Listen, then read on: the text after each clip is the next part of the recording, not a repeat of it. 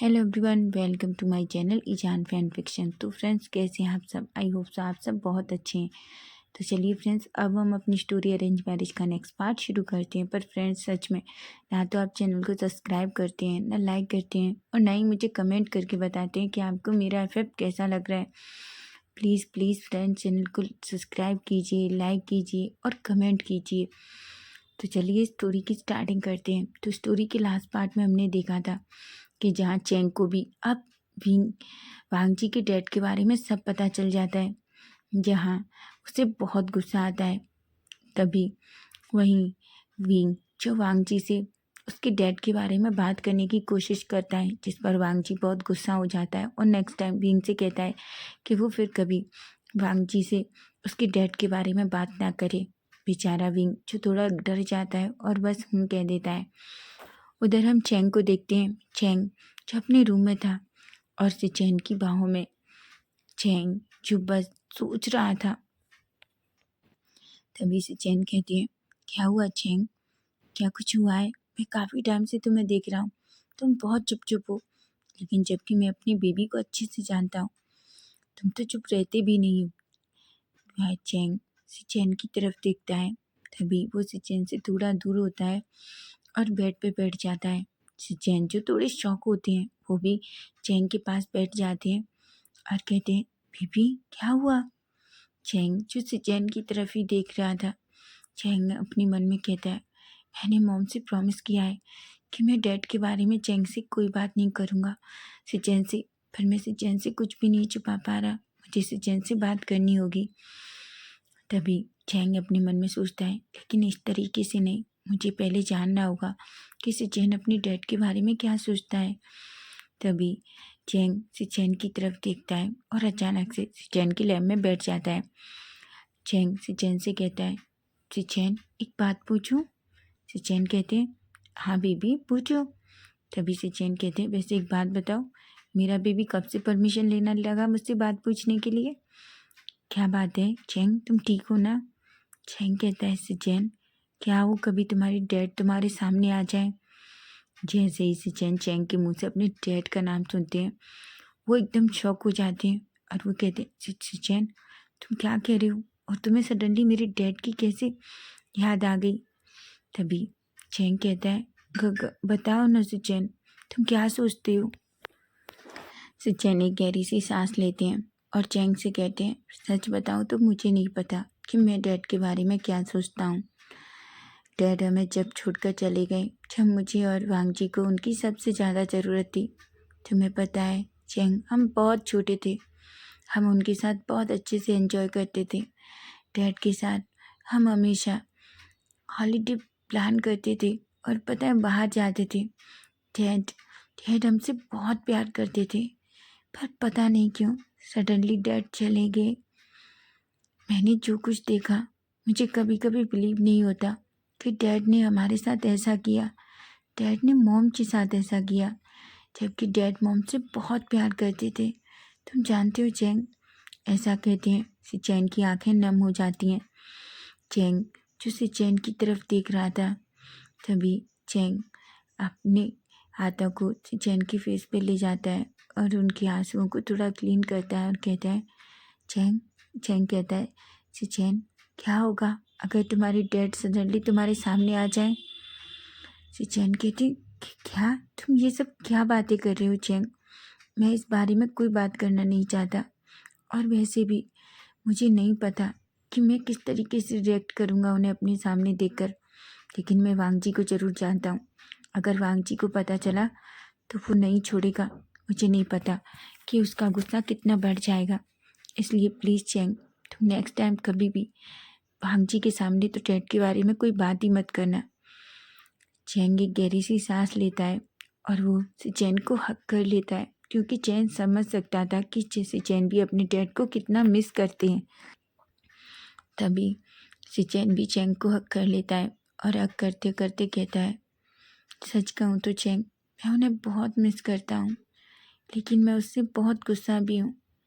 क्यों छोड़ दिया उन्होंने चेंग हम लोगों को? तुम जानते हो, जब सब बच्चों के पेरेंट्स उनके स्कूल में आते थे, हमारी मॉम या अंकल ही जाते थे, सभी बच्चे हमें बहुत टीज करते थे, तुम्हें पता है, बहुत बुरा भला कहते थे। हमारे डैड किसी और से प्यार करते, इसलिए वो हमें छोड़ के चले गए। कोई कहता कि मिस्टर लेन पकौड़ा थे, इसलिए छोड़ के चले गए। मैंने और वांगजी ने बहुत कुछ सहा है, इसलिए मैं नहीं चाहता अब हमारी ज़िंदगी बहुत अच्छी चल रही है और डैड वापस आए। तभी से चैन कहता है, पर चैन मुझे यकीन है वो कभी वापस नहीं आएंगे, क्योंकि उनकी अब शायद एक फैमिली होगी जिससे वो बहुत प्यार करती हैं, ऐसा कहता है। तभी चैंग अपने मन में कहते हैं, सिचैन ये सच नहीं है, ऐसा कहते हैं। पर चैंग समझ जाता है कि अभी सिचैन से ये सब कहना सही नहीं होगा। उसके बाद सिचैन चैंग को अपने शोल्डर पर लेटा लेता है और उनके बालों में अपनी फिंगर घुमाने लगता है। थोड़ी देर बाद सिचैन जो नींद में चले जाते हैं, चैंग सिचैन के फोrehead पे किस करता है और कहता है, मैं जानता हूँ तुम बहुत प्यार करते हो अपने डैड से, और मैं तुमसे प्रॉमिस करता हूँ मैं तुम्हारे डैड को वापस लाऊंगा, ऐसा कहता है।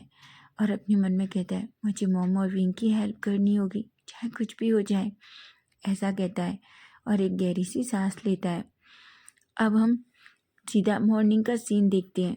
हम देखते हैं जहाँ विंग और वांगची दोनों एक दूसरे को कटल करके सोए हुए थे। तभी बार बार विंग का फ़ोन, जो उस पर बार बार नोटिफिकेशन आ रहे थे।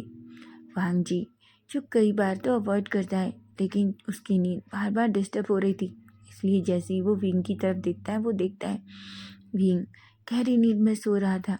तभी वांगजी विंग का फ़ोन उठाता है। जैसे ही वो नोटिफिकेशन ऑन करता है, उसकी आंखें तो बड़ी बड़ी हो जाती हैं। वो उस फ़ोन की तरफ देखता है, वो सडनली बैठ जाता है और कहता है, आखिर ये कौन पर्सन है जो विंग को मिलने बुला रहा है और विंग के साथ मॉम को भी, आखिर है कौन? क्योंकि वांगजी को नहीं पता कि वो कौन है, क्योंकि वो एक फ़ोन नंबर क्योंकि विंग ने उस नंबर को अंकल नाम से सेव कर रखा है।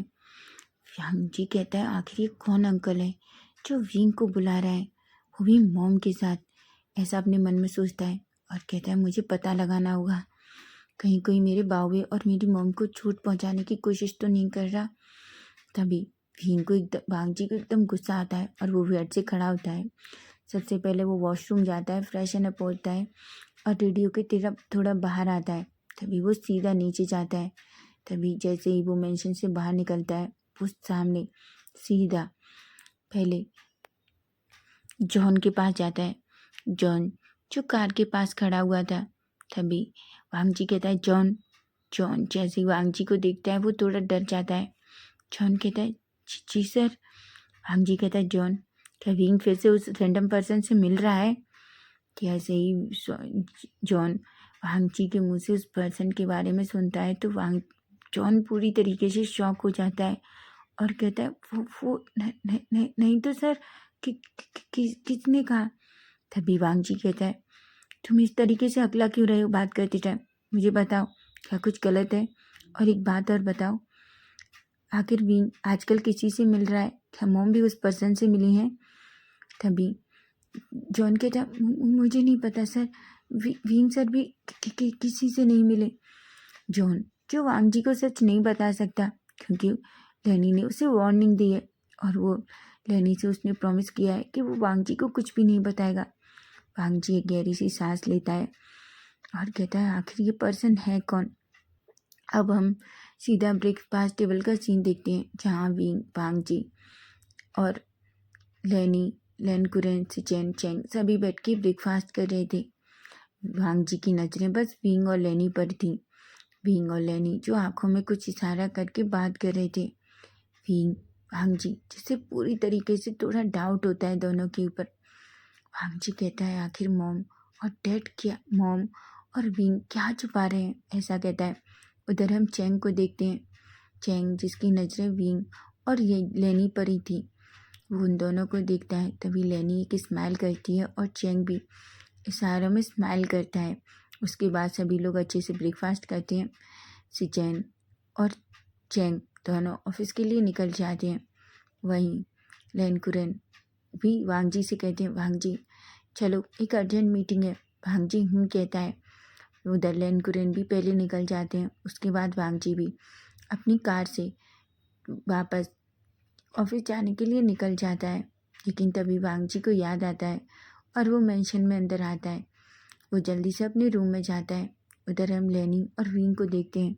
विंग लेनी से कहता है, मॉम आपको पता है डैड ने मुझे नोटिफिकेशन भेजा है, उन्हें हमसे मिलना है। लेनी कहती है, पर विंग तुम्हें पता है ना भांगजी अभी घर पे ही है, भांगजी को जाने दो, उसके बाद हम निकलेंगे। तुम अपने डैड से कह दो कि हम थोड़ी देर में आ रहे हैं। विंग कहता है। ऐसा कहता है विंग, जो अपना फ़ोन उठाता है और कॉल करने के लिए साइड में जाता है। वो कॉल करता है, तभी उधर से मिस्टर लेन कॉल पिकअप करते हैं। विंग कहता है, डैड हम थोड़ी देर में आएंगे, आपको थोड़ा सा वेट और करना पड़ेगा। ऐसे भी अभी वांगजी का घर पे ही है, उनके जाने के बाद ही हम निकल सकते हैं। मिस्टर लेन कहते हैं, ठीक है कोई बात नहीं बेटा, फिर तुम आराम से आना। विंग कहता है। ऐसा कह के फ़ोन रख देता है। वांगजी चुप पीछे था। तभी जैसे ही विंग पीछे मुड़ता है, कहता, गग्गा आप यहाँ। वांगजी एक स्माइल करता है और कहता है, ऑफ कोर्स बेबी, मैं ऑफिस जा रहा हूँ। ऐसा कहता है और विंग की कमर से उसे अपनी तरफ पकड़ के खींच लेता है। वो उसके लिप्स पे किस कर लेता है। विंग एक गहरी सी सांस लेता है और कहता है, अच्छा हुआ गग्गा ने नहीं सुना, मुझे तो सच में लगा था कहीं गग्गा ने सुन तो नहीं लिया। ऐसा कहता है। वहीं विंग जो वांगजी को तरफ देखता है और कहता है, गग्गा आप ऑफिस जा रहे हैं। वांगजी कहता है, ऑफकोर्स बेबी मैं ऑफिस जा रहा हूँ, पर क्या तुम कॉलेज नहीं जा रहे। विंग कहता है, नहीं गग्गा, आज वैसे भी कॉलेज में कुछ नहीं है, क्लासेस भी नहीं है, इसलिए मैं पूरा घर पर रेस्ट करना चाहता हूँ। वांगजी कहता है, ठीक है जैसा मेरा बेबी चाहे। ऐसा कह के स्माइल करता है और विंग के फोरहेड पर किस करता है। उसके बाद वो अपना बैग लेता है और फाइल लेके सीधा वहाँ से निकल जाता है। विंग और लेनी भी एक गहरी सी सांस लेते हैं। वांगजी वो देखते हैं, वांगजी अपनी कार लेके निकल जाता है। जैसे ही विंग और लेनी बाहर आते हैं और जॉन से कहते हैं, जॉन जल्दी चलो, हमें उस कैफ़े में जाना है। तभी जॉन जो शॉकिंगली लेनी और विंग को देख रहा था, विंग कहता है, जॉन का क्या हुआ। जॉन कहता है, आपको नहीं पता, मैं अभी मरते मरते बचा हूँ। वांगजी सर मॉर्निंग में मेरे पास आए थे और वो मुझसे पूछ रहे थे कि आप अभी भी किसी रैंडम पर्सन से मिलते हैं। आपको पता है अगर वांगजी सर को पता चला तो मैम वो मुझे छोड़ेंगे नहीं। लेनी कहती है, जॉन तुम टेंशन मत लो, मैंने तुमसे कहा है ना तुम्हें कुछ नहीं होगा, बस तुम वांगजी को कुछ मत बताना। ऐसा कहती है। बेचारा जॉन बस कहता है। उसके बाद लेनी और विंग दोनों कार में बैठते हैं। जॉन भी कार में बैठता है और वो सभी लोग सीधा मेंशन से निकलते हैं। थोड़ी देर में ही वो लोग सीधा एक कैफ़े में अंदर एंटर होते हैं। लेनी और विंग को देखकर मिस्टर लेन बहुत खुश होते हैं। वो जल्दी से लेनी को हग कर लेते हैं। लेनी थोड़ा शाय फील करती हैं क्योंकि विंग था।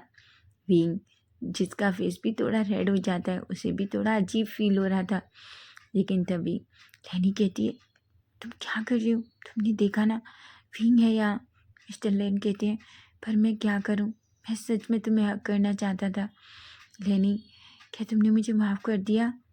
लेनी एक स्माइल करती हैं और कहती हैं, ऑफ कोर्स मैंने तुम्हें माफ़ कर दिया, पर तुम ये मत सोचो मैं अब भी तुमसे गुस्सा हूँ।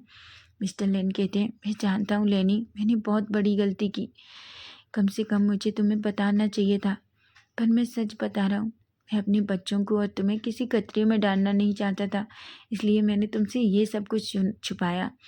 लेनी की आंखों में आंसू आ जाते हैं। लेनी कहती है, तुम जानते हो तुमने अकेले इतना कुछ सहा, तुमने हमें क्यों नहीं बताया।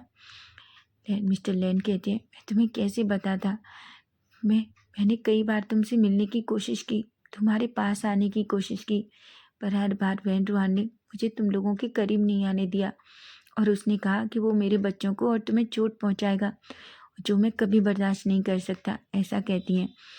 विंग कहता है, पर मॉम डैड जो कुछ हो गया वो हो गया, पर मुझे आपको एक बहुत ज़रूरी बात बतानी है। मिस्टर लेन कहते हैं, वो क्या बच्चा। विंग कहता है, डैड मुझे उस लेडी का पता चल गया है, वो लेडी चाइना के एक एक एक गांव में रहती है, वो बीजिंग के पास एक गांव में रहती है। मिस्टर लेन कहते हैं, क्या। तभी विंग कहता है, हाँ डैड, वो लेडी एक गांव में रहती है यहीं, पर हमें उसके पास जाना होगा, उसे यहाँ लाना होगा, क्योंकि वही है जो आपको इनोसेंट प्रूव कर सकती है। लेन कुरैन कहती है मुझे नहीं लगता वो हमारी हेल्प करेगी।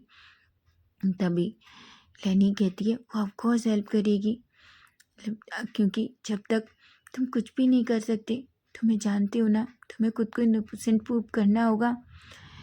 मिस्टर लेन कहते हैं लेनी मैं भी खुद को इनोसेंट प्रूव करना चाहता हूँ, पर हमें उस लेडी तक कैसे जाएंगे। विंग कहता है डैड उसकी टेंशन मत लीजिए, मैंने सब कुछ कर लिया है। मिस्टर लेन कहते हैं विंग बेटा तुम किसी मुसीबत में मत फंस जाना। विंग एक स्माइल करता है और कहता है डैड आप टेंशन मत लीजिए, मैं भी जांग्स का बेटा हूँ, ऐसा कहता है और एक स्माइल करता है। वो तीनों आपस में खड़े होकर बात ही कर रहे थे। तभी एक पर्सन गुस्से में अंदर आता है। वो कहता है आप यहाँ क्या कर रहे हैं, ऐसा कहता है। तभी वो गुस्से में विंग और लेनी की तरफ देखकर कहता है मॉम और विंग तुम दोनों इस पर्सन के साथ यहाँ क्या कर रहे हो। जैसे ही विंग और लेनी पलट कर देखते हैं वो तो शॉक हो जाते हैं। वांग जी जो उनके सामने खड़ा था। लेनी कहती है वांग जी। विंग कहता है कका आप यहाँ। मिस्टर लेन उनका तो चेहरा पूरी तरीके से पीला पड़ चुका था, वो तो बस शॉकिंगली वांग जी की तरफ देख रहे थे। तभी वांग जी गुस्से में विंग और लेनी को देखता है और कहता है मॉम आप ऐसा कैसे कर सकती हैं, आप इस पर्सन से कैसे मिल सकती हैं, आप जानती हैं ना इस पर्सन ने हमारे साथ कैसे क्या किया और वो आपको छोड़कर चला गया। लेनी कहती है वांग जी मेरी बात सुनो बच्चा। तभी वांग जी गुस्से में विंग की तरफ देखता है और विंग को गुस्से में कहता है विंग मैंने तुमसे कहा था ना किसी भी रैंडम पर्सन से बात मत करना, और तुम तो यहाँ मॉम को भी उनसे मिलाने पर तुले हो। तभी विंग कहता है गगा वो रैंडम पर्सन नहीं है, वो आपके डैड है। तभी वांग जी चिल्लाता है विंग मेरा कोई डैड नहीं है, तुम्हें पता है मेरे डैड बहुत सालों पहले मर चुके हैं, तुम्हें पता है हमारे डैड हमें अकेला छोड़कर चले गए, हमारी मॉम को और हमें, क्योंकि हमारे डैड को किसी लेडी से प्यार हो गया था, तुम्हें पता नहीं क्या, जबकि तुम्हें सब कुछ पता है फिर भी तुम। तभी विंग जो वांग जी के गुस्से की वजह से लेनी और विंग पूरी तरीके से डर जाते हैं, उनकी बॉडी शिवर कर रही थी। वहीं मिस्टर लेन कहते हैं वांग जी बच्चा मेरी बात सुनो। तभी वांग जी गुस्से में चिल्लाता है और कहता है मिस्टर लेन प्लीज़ मैं किसी का बेटा नहीं हूँ और ना ही मेरे कोई पिता हैं, समझे आप उम्र में हमसे बहुत बड़े हैं, इसलिए मैं आपको बहुत रेस्पेक्ट दे रहा हूँ, लेकिन मैं अब आपसे रिक्वेस्ट करता हूँ मेरी माँ और मेरी ओमेगा से दूर रहिए, नहीं मुझे नहीं पता कि मैं क्या कर दूंगा, ऐसा कहता है। और गुस्से में लेनी और विंग का हाथ पकड़ के कहता है तुम दोनों कार में अंदर जाओ। लेनी कहती है वांग जी कहता है मॉम मैंने कहा कार में अंदर जाओ। विंग कहता है गगा डैड की बात तो समझिए सुनिए। तभी वांग जी विंग के ऊपर गुस्से में चिल्लाता है और कहता है डैड कोई डैड नहीं है तुम्हारा, समझे तुम, कौन है यहाँ तुम्हारा डैड। वांग जी विंग कहता है गगा वो आपके डैड है। विंग जैसे ये कहता है वांग जी गुस्से में विंग की तरफ देखता है और कहता है विंग सच में तुम मेरा पेशेंस टेस्ट कर रहे हो। वो जॉन को आवाज़ देता है, जॉन जल्दी से अंदर आता है। तभी वांग जी जॉन से कहता है जॉन जल्दी से विंग और मॉम को लेकर वापस कार में जाओ, मैं घर आकर मिलता हूँ, ऐसा कहता है। विंग और लेनी तो पूरी तरीके से डर जाती हैं, वो चुपचाप से जॉन के साथ चली जाती हैं। पलट कर मिस्टर लेन की तरफ देखती हैं, लेकिन उनकी आंखों में बहुत सारे आंसू थे, विंग की आंखों में भी आंसू थे, लेकिन वो वांग जी के सामने कुछ भी नहीं कर सकते, इसलिए वो चुपचाप दोनों जॉन के साथ चली जाती हैं। तभी वांग जी गुस्से में मिस्टर लेन की तरफ देखता है और कहता है आप क्यों वापस आए हमारी ज़िंदगी में, क्या आप एक बार हर्ट करके आपका दिल नहीं भरा जो फिर से मेरी फैमिली को मेरी मॉम को हर्ट करने के लिए आ गए, क्या हुआ, क्या आपकी गर्लफ्रेंड ने आपको निकाल दिया। तभी मिस्टर लेन कहते हैं वांग जी कहता है चिल्लाइए मत, और वैसे भी अब क्यों आए आप यहाँ, क्या आप मुझे बताएंगे। मिस्टर लेन कहते हैं वांग जी तुम इस तरीके से मुझसे बात नहीं कर सकते, मैं तुम्हारा डैड हूँ। वांग जी कहता है अच्छा डैड, ऐसे डैड होते हैं जो अपने बच्चों को रोता हुआ छोड़ जाते हैं, जिन्हें अपने बच्चों की चिंता ही नहीं, ना ही अपनी बीवी की। पता है क्यों, क्योंकि उनकी लाइफ में एक नई लेडी आ जाती है जिसके साथ इश्क करने में वो इतना बिजी हो गए थे कि वो अपनी बीवी और बच्चों को भूल गए थे। मिस्टर लेन को वांग जी के जो शब्द थे वो तीर की जैसे चुभ रहे थे। उन्हें बहुत पेन फील हो रहा था, उनकी आंखों में आंसू थे। तभी वांग जी गुस्से में कहता है, अगर आपको लगता है कि आंसू देखकर मैं पिघलने वाला हूँ तो आप गलत है मिस्टर लेन। मैं पिघलने वाला नहीं हूँ। अब मैं वो वांग जी नहीं हूँ जिसे आप 3 साल का रोता हुआ छोड़कर चले गए थे। आपने प्रॉमिस किया था कि आप वापस आएंगे, लेकिन एक छोटा बच्चा उस दरवाजे पर डेली अपनी निगाहें गड़ा के रखता था कि काश उसके डैड वापस आएंगे, लेकिन उसके डैड फिर कभी वापस नहीं आए। लेकिन हाँ, उसके डैड की तरफ से एक लेटर और कुछ फोटोग्राफ्स आए जिसमें उस बच्चे की सारी उम्मीदों को तोड़ कर रख दिया, और उस बच्चे को ये एहसास हो गया कि उसके डैड कभी वापस नहीं आएंगे। ऐसा कहता है हेनकुरेन, जो पूरी तरीके से शॉक हो जाते हैं। उनकी आंखों में इतने आंसू थे जो बस बहे जा रहे थे। वो वांगजी से बहुत कुछ कहना चाहते थे, पर वांगजी का गुस्सा देखकर मिस्टर लेन भी डर जाते हैं और वो कहते हैं, वांगजी। वांगजी कहता है, मेरा नाम मत लीजिए मिस्टर लेन अपने मुंह से, और दूसरी बात, मेरी फैमिली से आइंदा मिलने की कोशिश भी मत करिएगा। नहीं, मुझे नहीं पता मैं आपके साथ क्या करूँगा। ऐसा कहता है और गुस्से में वहाँ से चला जाता है। वांग जी को बहुत गुस्सा आ रहा था। सबसे ज़्यादा गुस्सा उसे बिंग और लैनी के ऊपर आ रहा था। लेकिन वहीं मिस्टर लेन को देखकर उसके अंदर जो सारी फीलिंग्स थी, इमोशंस थे, वो वापस लौट आते हैं जिन्हें वांग जी हैंडल नहीं कर पा रहा था। वांग जी की आंखों में बहुत सारे आंसू थे। वो जल्दी से कार में बैठता है और वहाँ से निकल जाता है, और उधर मिस्टर लेन जो रोते हुए वहीं चेयर पे बैठ जाते हैं और कहते हैं, वांग जी बच्चा प्लीज़ मेरी बात सुनो, तुम जो समझ रहे हो वो सच नहीं है। ऐसा कहते हैं और रोने लगते हैं। तो फ्रेंड्स, नेक्स्ट पार्ट इसका हम कल देखेंगे कि अब वांग जी क्या करेगा, वो लेनी और विंग से क्या कहेगा। क्या मिस्टर लेन वापस लैंड मेंशन जा पाएंगे? अगर आपको स्टोरी अच्छी लगी है तो प्लीज़ प्लीज़ चैनल को सब्सक्राइब करना, लाइक करना और अपने कमेंट करके मुझे ज़रूर बताना कि आपको ये फैन फिक्शन कैसा लगा। Bye bye, take care.